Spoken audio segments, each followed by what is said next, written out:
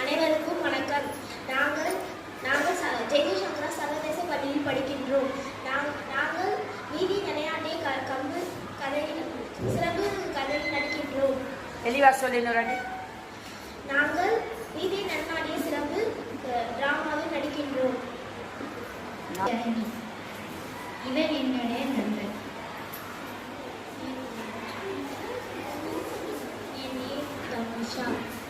என் பெயர் லேகாஷ். என் பெயர் காவியஸ்ரீ. என் பெயர் சக்தி சிவா. என் பெயர் கீர்த்தனா. என் பெயர் விரையா. எல்லோரும் இந்த நாடகத்தில் நடிக்கிறார்கள்.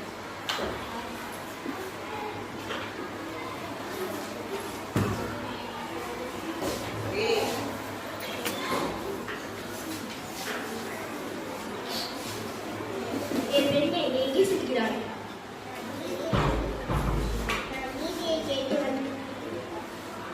ஆசிரியர் கேட்காம நீ உள்ள செல்ல கூடாது. நான் நீதியை நிலைநாட்ட வந்திருக்கிறேன். இவரை பார்த்துக்கோ. நான் போய் அரசரிடம்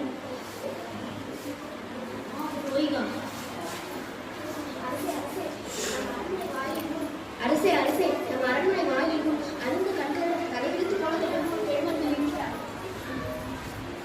அந்த பெண்ணிற்கு என்ன துயரமோ கேட்டாயா? கேட்டேன் மன்னவா. அதை பற்றி உங்களிடம் கூற வேண்டும் என்று சொல்கிறார். அவர் உங்களிடம் நீதி கேட்டு இருப்பதாக கூறுகிறார். நீதி கேட்டு வந்திருக்கிறானா? சரி, அந்த பெண்ணை உள்ளே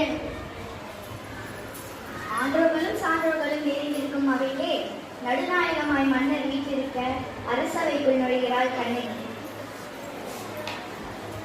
இளங்கொடி போன்ற பெண்ணே, வயது கண்களுடன் என்னை காண வந்த காரணம் என்ன?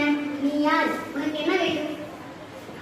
ஆராயாத நீதி வழங்கிய மன்னனே, எண்ணியா யார் என்று கேட்கிறாய்? சொல்கிறேன் கேள்.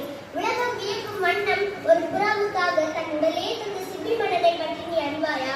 பால் போற்றும் பசுமை மக்கள் தேவமன மனுக அதன் கண்ணை தேர்கால் இழுத்து கொண்டு தன் மகனையும் அதே தேர்கால் இழுத்து கொண்டானே மனுதின் சோழன், அவனை பற்றி அறிவாயா?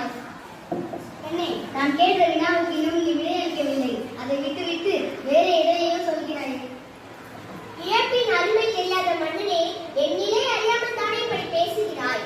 நான் இதுவரை கூறிய பெருமைமிக்க சோழ மன்னர்கள் வாழ்ந்த புகார் நகரமே எனது ஊர். அவ்வூரின் பழியில்லா சிறப்புடைய புகழ்மிக்க மாசாதூர் மகனாகிய கோவலன் என்பவரின் மனைவி நான். ஓ, இப்போது புரிகிறது. அந்த கோவலன்